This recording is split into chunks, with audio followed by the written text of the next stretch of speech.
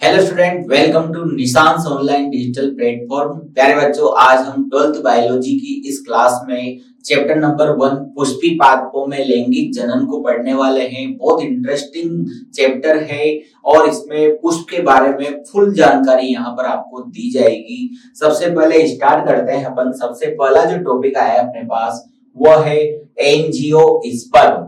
तो एंजियोस्पर्म क्या है? एंजियोस्पर्म को हम पुष्पी पादप भी कह सकते हैं। पुष्पी पादप क्या होते हैं? पुष्पी पादप जो पुष्प धारण करते हैं, अर्थात जिनमें क्या पाए जाते हो बच्चों?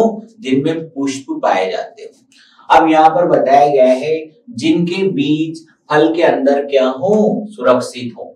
बीज को कहाँ बताया गया है? फल के अंदर सुरक्षित। तो हम इन्हें एक नाम और दे सकते हैं, उसका नाम है आवृत बीजी। सुना होगा आपने, 11th क्लास में भी पढ़ा होगा, आवृत बीजी। और इंग्लिश में यदि हम बात करें यहाँ पर एंजियोस्पर्म, और शुद्ध बोलचाल की भाषा में हम इसे पुष्पी पादप भी कह सकते हैं। तो आवृत बीजी को आप समझेंगे यहाँ पर शब्दों को। आवृत का मतलब आवरण, और किसके चारों ओर आवरण? बीज के चारों ओर आवरण। तो बीज के चारों ओर का आवरण क्या कहलाता है? फल। बीज के चारों ओर का आवरण क्या कहलाता है बच्चों? फल कहलाता है। अब आपको ये ध्यान रखना है कि बीज कहाँ है? फल के अंदर सुरक्षित है। तो ऐसे पादप जिनके बीज फल के अंदर सुरक्षित होते हैं और जो क्या उत्पन्न करते हैं?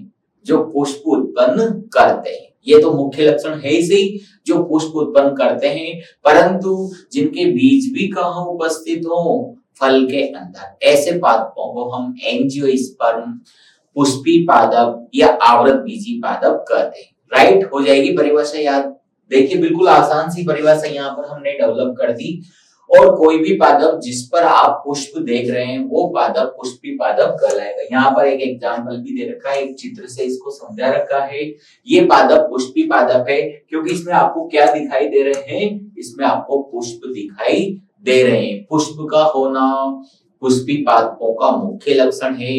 इनमें सुविकसित पुष्प पाए जाते हैं। अच्छा, एक यहाँ पर छोटा सा टॉपिक आया है, पुष्पों की खेती यानी कि फ्लोरिकल्चर। तो पुष्प कृषि के नाम से भी इसको जाना जाता है। फ्लोरिकल्चर या पुष्प कृषि किसे कहते हैं? तो पुष्पों की खेती करना ही यहाँ पर फ्लोरिकल्चर कहलाता है। राइट बच्चों, आगे देखते हैं। इसके बाद अपने पास टॉपिक आया है पुष्प की संरचना। पुष्प कैसा होता है, ये इंपॉर्टेंट बात यहाँ पर बताई गई है। अगर हम सबसे बाहर की बात करें तो इसमें सबसे बाहर की तरफ यहाँ पर आपको एक और चीज दिखाई देगी, बाह्य दलपुंज। सबसे बाहर की तरफ क्या दिखाई देंगे? बाह्य दलपुंज। ये रहे बाह्य दलपुंज। ठीक, बाह्य दलपुंज आपको दिखाई दे रहे हैं बच्चों। और ये कौन से कलर के होते हैं? ये ग्रीन कलर के यानी कि हरे रंग के होते हैं।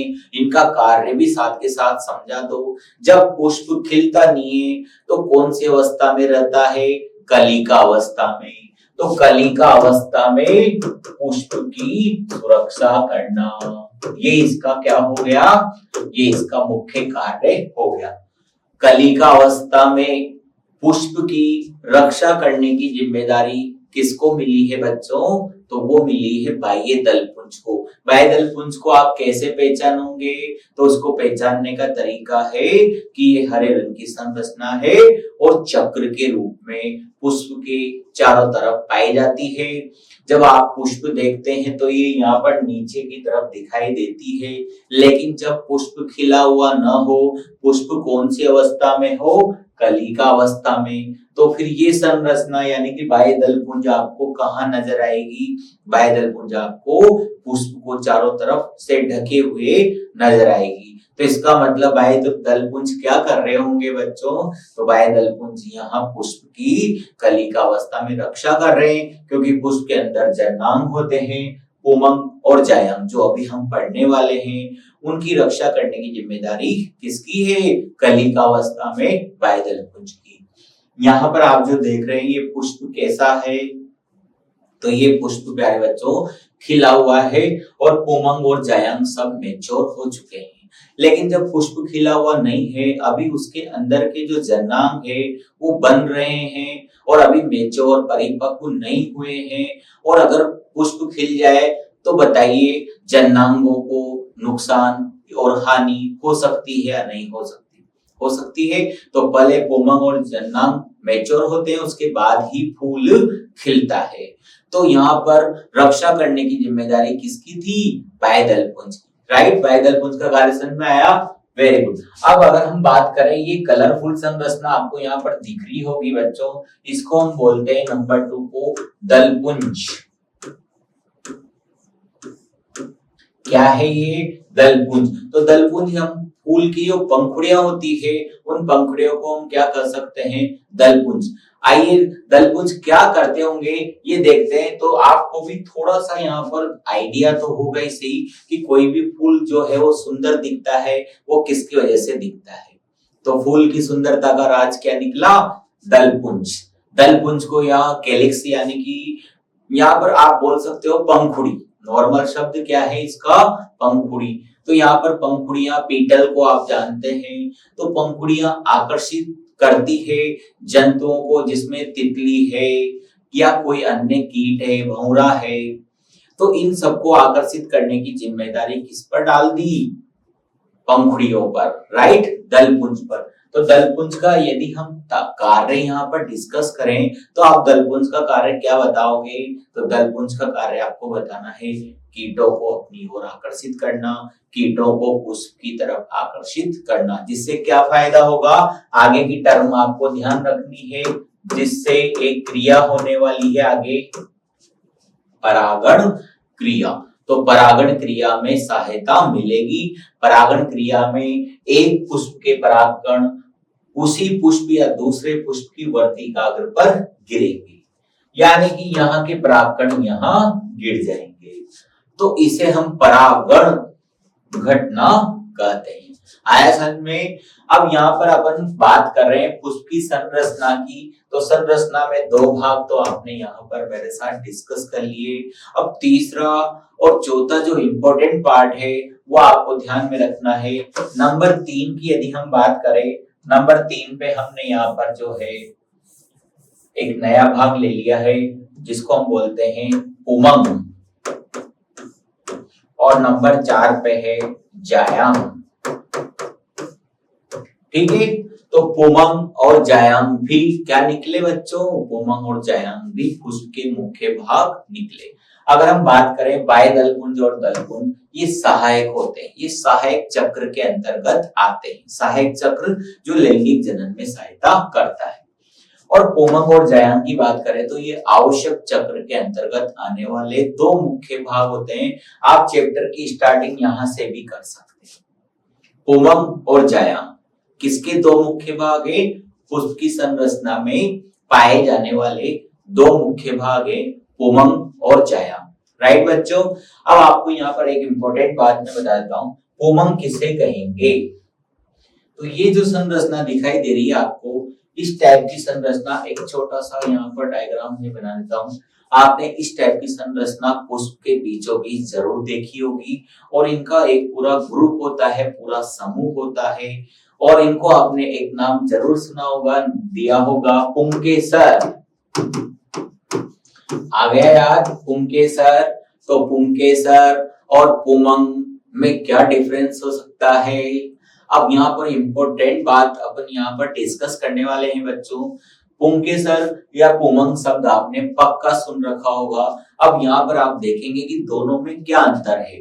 पुमंग भी हमने इसी को ही बता रखा है, और यहाँ पर पुंकेसर जो है वो भी इसी का ही नाम है यहाँ पर। तो फिर अंतर क्या हुआ? तो ये थोड़ा यहाँ पर कॉन्सेप्ट वाली बात हो गई। अब आपको पुमंग और पुंकेसर में अंतर समझना है बच्चों। तो पुमंग यहाँ पर आप किसे कहेंगे? पुंकेसरों का पूरा गुच्छा क्या कहलाएगा? पुमंग। पुमंग में और पुंकेसर में अंतर है। पुंकेसर क्या निकली? पुमंग की इकाई।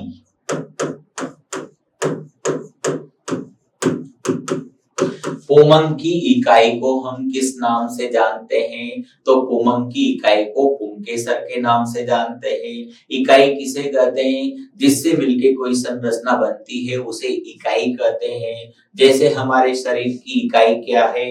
हमारे शरीर की संरचनात्मक इकाई का नाम बताइए। तो हमारे शरीर की संरचनात्मक इकाई क्या है? कोशिका। यानी कि कोशिकाओं से मिलकर हमारा शरीर बनता है। अब आज आपसे किसकी इकाई पूछी जा रही है बच्चों? तो आज आपसे पुमंग की इकाई पूछी जा रही है। तो पुमंग की इकाई आप किसे बताओगे? पुंकेसर को। आया यहाँ पर अंतर संघ में। अब पुमंग की अगर बात करें अपन तो पुमंग क्या है? पुमंग को आप कैसे एक लाइन में डिफाइन करोगे? तो पुमंग यहाँ पर नर जननांग होता है। क्या निकला पुमंग? पुमंग यहाँ पर नर जननांग होता है। बताइए दोनों शब्द बिल्कुल क्लियर हुए या नहीं हुए? लेकिन बात चल रही है संरचना की तो अभी हम आगे पढ़ेंगे, लेकिन पुमंग जो शब्द है उसको आप कैसे पहचानोगे, एक लाइन में कैसे डिफाइन करोगे? तो पुमंग आते आपको समझना है नर जननांग। जैसे मानव की यदि हम बात करें तो नर जननांग आपने पढ़ा होगा 10th क्लास में, वृषण।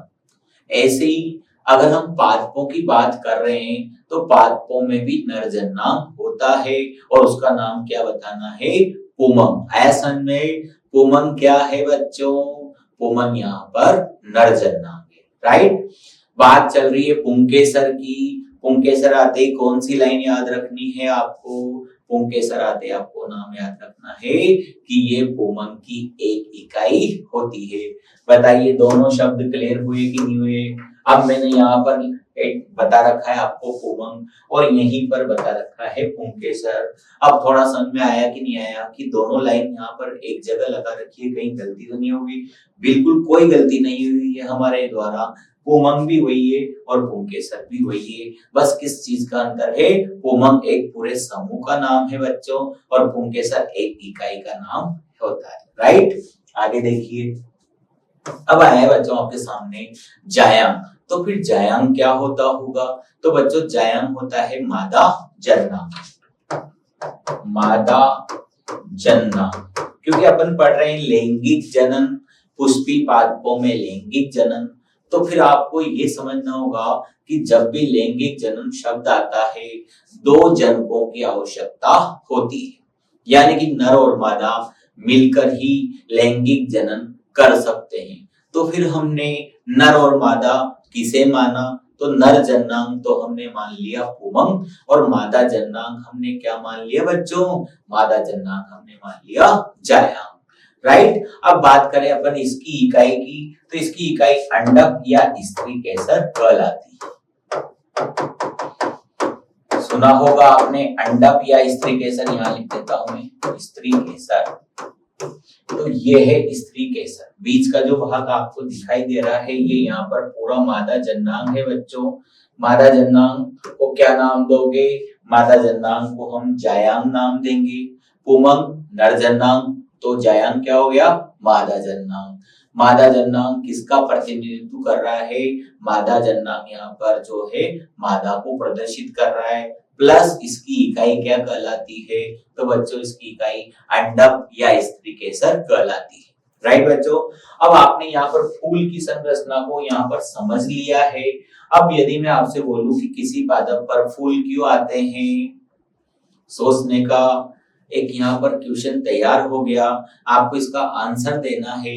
मैंने पूछा आपसे यदि आप किसी पादप को देख रहे हैं और उसके ऊपर फूल आ रहे हैं तो वो क्या बता रहा है यहाँ पर? तो आप सोचिए, तो आपका आंसर क्या होना चाहिए कि अब वो यहाँ पर लैंगिक जनन की तैयारी कर रहा है। आ गया समझ में? अगर किसी पादप में फूल दिखाई दे रहे हैं तो समझ जाइए कि वो यहाँ पर अब लैंगिक जनन की तैयारी कर रहा है, क्योंकि लैंगिक जनन की घटना वो फूल में ही संपन्न होती है। तो फूल क्यों आया? लैंगिक जनन करने के लिए आया। ये बात आपको अगर समझ में आ जाती है तो इससे हमें कॉन्फिडेंस मिलेगा। क्यों? क्योंकि फूल तो हम आए दिन देखते हैं। आपने भी देखा होगा जैसे हम घर में या घर से थोड़ा सा बाहर चलते हैं, हमने कहीं ना कहीं हम फूल को देख ही लेते हैं। तो अब आपको याद रहेगा कि फूल क्यों आया है। तो किसी पादप पर फूल आए हैं, इसका मतलब वो क्या करने वाला है बच्चों, वो लैंगिक जनन करने वाला है। वेरी गुड, आपने बहुत कॉन्सेप्ट वाली बात समझ ली है। आइए अब देखते हैं आगे। अब है अपने पास पुष्प के भाग पुमंग और जायंग, जिनकी हम बात कर रहे थे। यहाँ पर डायग्राम में और ज्यादा क्लियर करके बता रखा है। हमने यहाँ पर देखा था, इस टाइप की संरचना मैंने अभी बनाई थी, ये पुमंग है, और इस टाइप की संरचना जो बीच में है ये है जायांग। ठीक, ये जायांग कहलाती है। ये आसपास इसके पुमंग हो सकते हैं और नहीं भी हो सकते हैं। ठीक है, तो पुमंग और जायांग पुष्प के दो मुख्य भाग है। बाह्य दलपुंज और दलपुंज सहायता करने के लिए होते हैं। तो मैंने कहा था अपनी जो बुक है एनसीईआरटी की, उसमें यहां से भी आप पुष्प की शुरुआत कर सकते हो, दो मुख्य भागों को याद रखकर। राइट बच्चों, आगे देखते हैं। अब अपने पास आया है परागकोश। जैसा की बात चल रही थी अभी नर वाले की, नर जन्नांग की, पुमंग की बात चल रही थी, तो पुमंग की इकाई क्या निकली, पुमंग की इकाई निकली पुंकेसर। रहेगा याद, ये पुंकेसर का चित्र है, ये पुंकेसर है बच्चों। पुंकेसर क्या है, पुमंग की इकाई, याद रहेगी। और मैंने यहाँ पर एक पुमंग का एक मतलब उसकी इकाई का चित्र यहाँ पर आपके सामने बता रखा है। तो पुंकेसर का मुख्य भाग आज आपको ध्यान रखना है। पुंकेसर का मुख्य भाग क्या निकला, परागकोश। परागकोश टॉपिक को हम कैसे याद रखें, तो सबसे पहले आपको पुमंग पे जाना होगा, पुमंग की इकाई पे हम आएंगे, और पुमंग की इकाई क्या है, पुंकेसर। ये पुंकेसर का चित्र है। अब पुंकेसर के यदि आपसे भाग पूछ ले जाते हैं कि पुंकेसर का मुख्य भाग बताइए बच्चों, तो पुंकेसर का मुख्य भाग आपको क्या बताना है, तो पुंकेसर का मुख्य भाग हमें बताना है परागकोश। याद रहेगा बच्चों, परागकोश क्या है, परागकोश, परागकोश पुंकेसर का मुख्य भाग है। अब यदि हम परागकोश की बात करें तो इसमें दो पालियां आपको नजर आएगी, बिल्कुल क्लियरिटी से यहाँ पर दो पालियां दिख रही होगी आपको, मैं यहाँ भी बना देता हूँ। ये दो पालियां यहाँ पर होती है, और प्रत्येक पाली में यहाँ पर आप देखेंगे चार कोने होते हैं, और इन चारों कोनों पर चार लघु बीजाणुधानियां पाई जाती है। लघु बीजाणुधानी अपना अगला टॉपिक है। देखिए शब्द आया हुआ है लघु बीजाणुधानियां। दो कोष्ठ होते हैं, ये पालियां कितनी हैं, दो, और ये कोष्ठ है, इन कोष्ठों में क्या होती है, लघु बीजाणुधानियां पाई जाती है। आरएसएन में जो आगे विकसित होकर परागकुटी का निर्माण करती है। परागकुटी बोलते हैं जिसमें परागकण बनते हैं, उस स्थान को परागकुटी कहते हैं।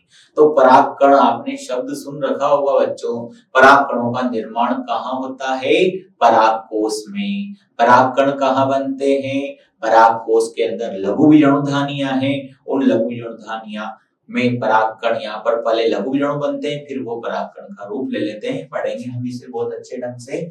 आगे देखिए आप, अब अपने पास टॉपिक आया है कि परागकोश यदि फटा हुआ हम देखें यहाँ पर तो कैसा दिखाई देगा।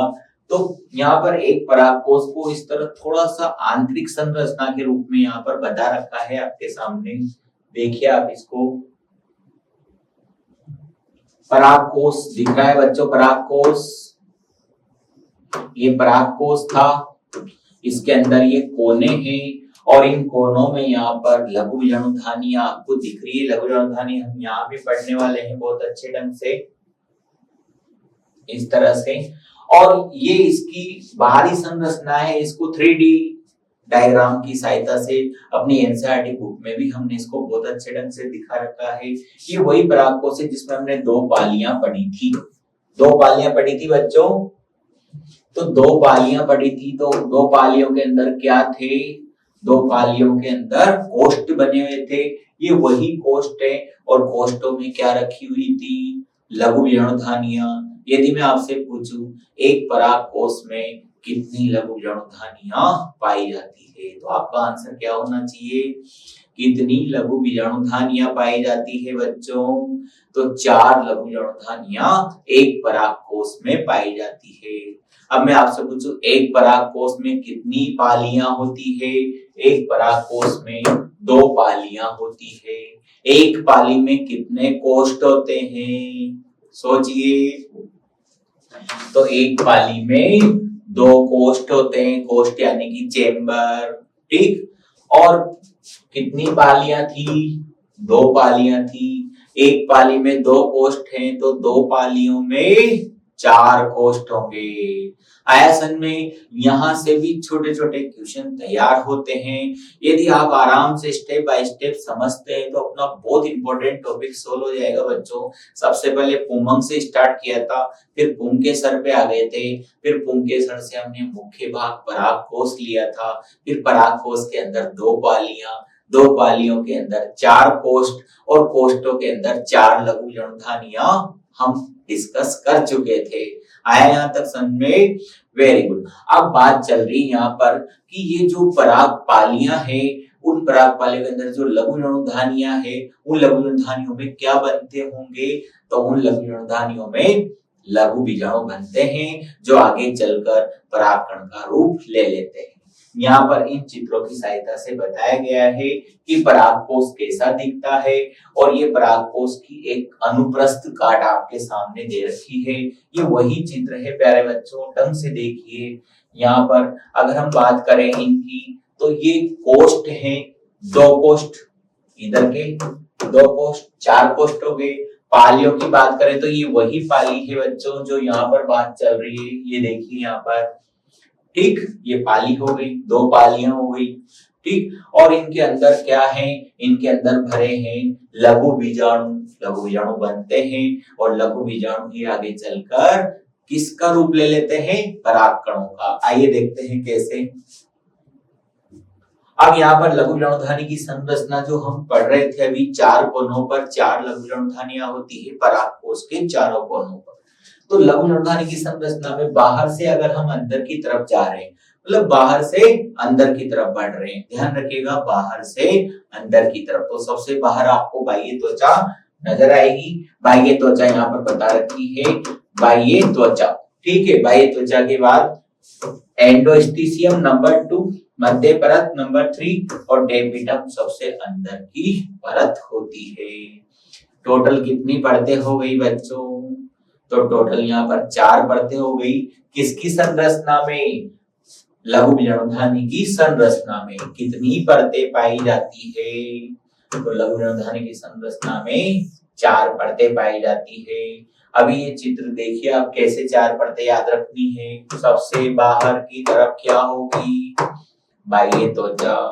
बाह्य त्वचा के अंदर की तरफ क्या होगी? एंडोस्टीशियम, याद रहेगा। अंतस्थ त्वचा भी हम इसे कहते हैं। एंडोस्टीशियम कहां पर है? बाह्य त्वचा के ठीक भीतर। अब इसके बाद यहाँ पर आपको एक साथ 3 से 4 परतें नजर आएगी जिनको हम मध्य परत के नाम से जानते हैं। मध्य परत क्या निकली? मध्य परत थोड़ी मोटी संरचना निकली और इसमें 2 या 3 परतें भी हो सकती है। ये मध्य परत है। अब बात करें यदि हम अंदर की, तो इसके अंदर बिल्कुल इस टाइप की संरचना वाली कोशिकाएं मिलेगी जो एक परत का निर्माण कर लेती है। उसे हम क्या कहेंगे बच्चों? उसे हम टेपिटम कहेंगे। टेपिटम सबसे लास्ट परत होती है। तो इस तरह हमने संरचना में 4 परतों का नाम पढ़ लिया और 4 परतें बाहर से अंदर की ओर किस तरह व्यवस्थित रहती है वो भी हमने यहाँ पर देख लिया। तो बच्चों जुड़े रहिए आप निशान के साथ, निशान से तो आपकी सफलता निश्चित है।